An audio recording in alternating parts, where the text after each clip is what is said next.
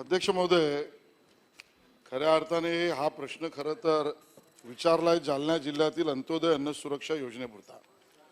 पण अध्यक्ष महोदय, याच्यामध्ये आरे वसाहत मुंबई एका गोदामावर छापा टाकल्यावर अध्यक्ष महोदय तिथे अवैधरित्या 35,000 किलो तांदूळ, 45,000 किलो गव्हाचा साठा डिसेंबर 2021 मध्ये अध्यक्ष महोदय हस्तगत केला।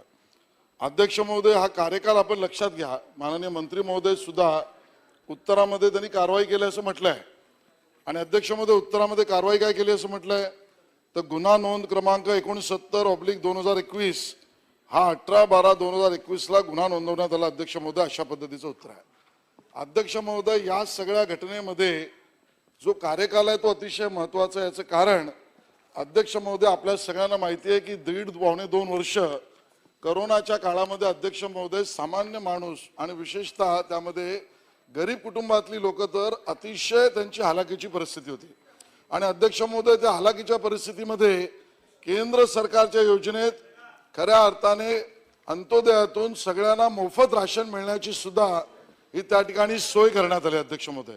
आणि अध्यक्ष महोदय, त्या काळामध्ये कोरोनाच्या काळामध्ये केंद्र सरकारच्या या योजनेच्या काळामध्ये अध्यक्ष महोदय या पद्धतीने जर चोरी होत असेल तर अध्यक्ष महोदय केवळ गुन्हा जो नोंदवला आहे नोंद क्रमांक 69/2021 तो कुठल्या कलमाखाली नोंदवला, पहिला प्रश्न आहे।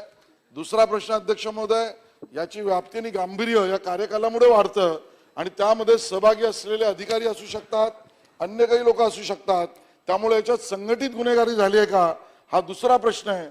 आणि तिसरा प्रश्न, जर संघटित गुन्हेगारी झाली असेल तर संघटित गुन्हेगारी अंतर्गत त्याच्यावर केस दाखल करणार का? मध्ये पोलीस केस सुद्धा करण्यात आली आणि त्याच्यामध्ये 9 लोकांना अटक करण्यात आली।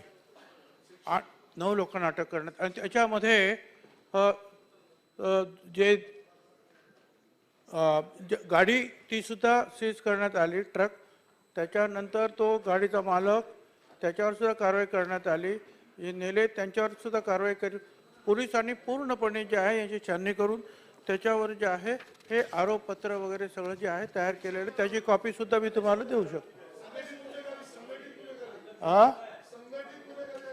नाही, संघटित वगैरे तो एकमेव ते असं दिसतोय, बाकी कुठे काही प्रॉब्लेम नाही।